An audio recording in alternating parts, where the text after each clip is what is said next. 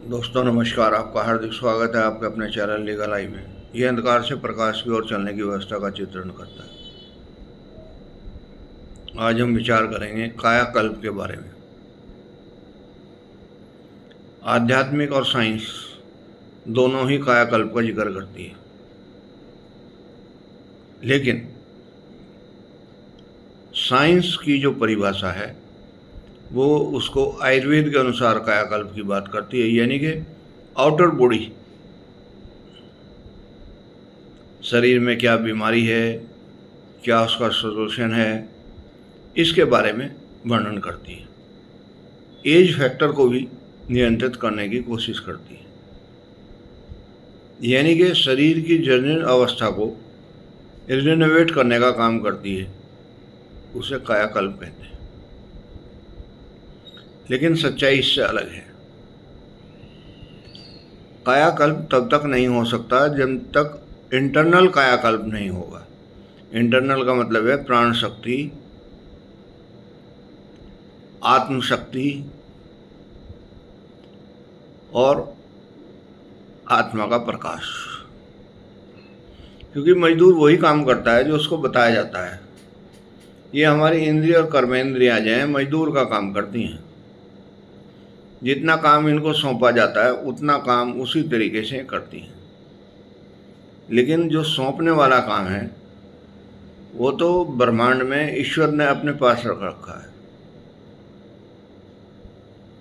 जब वो वहाँ से प्रसारण देता है तब हमारी आत्मा उसको स्वीकार करती है और सूक्ष्म और कारण शरीर को निर्देश देती है कि इस शरीर की रिपेयरिंग की जाए।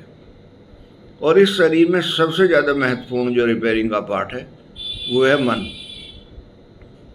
क्योंकि ऐसा कहा गया है, जैसा होगा मन ऐसा होगा तन। अगर मन स्वस्थ है तो शरीर भी स्वस्थ हो सकता है। ये प्रिजम्पशन है। लेकिन क्योंकि हमारे यहाँ दिक्कत क्या आ गई है कि हर विद्वान अपने अनुसार भाषा का संधि विच्छेद करने लगा और एक छोटे से छोटे टुकड़े को उठा के प्रोजेक्ट की तरह लॉन्च करने लगा। अब वो मूल बात तो भूल गया कि इंजीनियर के बिना बिल्डिंग कैसे बनेगी, मैप कैसे बनेगा, कैसे उसका कंस्ट्रक्शन होगा, कहाँ से उसमें मटेरियल आएगा, क्या उसका बढ़िया डिजाइन होगा। लेकिन वो एक शब्द पकड़ के बैठ गया, उसको कहते हैं कायाकल्प। आयुर्वेद में कायाकल्प का मतलब ही यही है कि शरीर के अंदर जो बीमारी आ गई है उन्हें ठीक करना। लेकिन आध्यात्मिक में कायाकल्प का मतलब है जो आपके मस्तिष्क में विकृति आ गई है उसको ठीक करना और सूक्ष्म और कारण शरीर को चेतन करना। जब सूक्ष्म और कारण शरीर चेतन हो जाएंगे तब हमारा व्यक्तिगत विकास होगा। जब व्यक्तिगत विकास होगा तो उसके लिए हमें कुछ चीज़ों की आवश्यकता पड़ेगी। जैसे आयुर्वेद के अनुसार अगर आप बीमार हैं तो आपको कुछ औषधियों की आवश्यकता है, खान पीन में चेंज करने की आवश्यकता है। लेकिन आप अगर मन से बीमार हैं तो आपको आत्मा की शक्ति की आवश्यकता है जो उसको प्रकाश में कर सके, उसके ऊपर जो धूल जमी है उसको उतार सके। उसके लिए आपको कुछ थोड़ी सी मेहनत करनी पड़ेगी, यानी कि जाप करना पड़ेगा। जाप से उसकी डस्टिंग भी होगी, पेंटिंग भी होगी, धुलाई भी होगी। और ध्यान करना पड़ेगा, यानी कि उसको स्थिर भी करना पड़ेगा। जब जाप, ध्यान और आंतरिक स्थिति स्थिर हो जाएगी तब परमात्मा की कुछ लोग, कुछ किरणें हमारी आत्मा के ऊपर डायरेक्ट कंट्रोल करेंगे।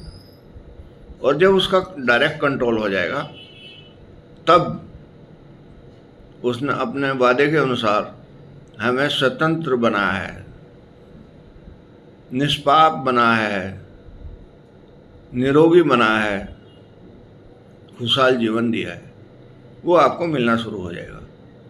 और जैसे जैसे वो आपको मिलेगा ऐसे ऐसे आपके चारों तरफ का एनवायरनमेंट बदलना शुरू हो जाएगा। और वो एनवायरनमेंट क्या है? सबसे पहले आपको प्रेम की उत्पत्ति होगी। प्रेम को एक नैरो माइंडेड तरीके से पेश किया गया है। प्रेम का मतलब एक छोटा बच्चा भी आपके पास आता है तो उससे भी प्रेम किया जा सकता है। वो इतना खुश हो जाता है आपसे मिल गए कि उसमें आपको मज़ा आने लगता है। ये जो मज़ा है यही तो लेना है जीवन में। अदरवाइज तो हमारे शास्त्रों में या हमारे दैनिक जीवन में ये कहा गया है कि ना हम कुछ लेकर आए थे ना कुछ लेकर जाएंगे। बीच में हम चोरी चपाटी जो भी अनधिकृत चीज़ें हैं उनको सीख लेते हैं और उनके अनुसार आचरण करते हैं। लेकिन अगर आत्मा मजबूत हो तो उससे बच जाती है। और वो मजबूत तभी होगी जब आप ध्यान करेंगे, जाप करेंगे और ईश्वर को समर्पित रहेंगे। यही इसका मूल मंत्र सिद्धांत है। नमस्कार।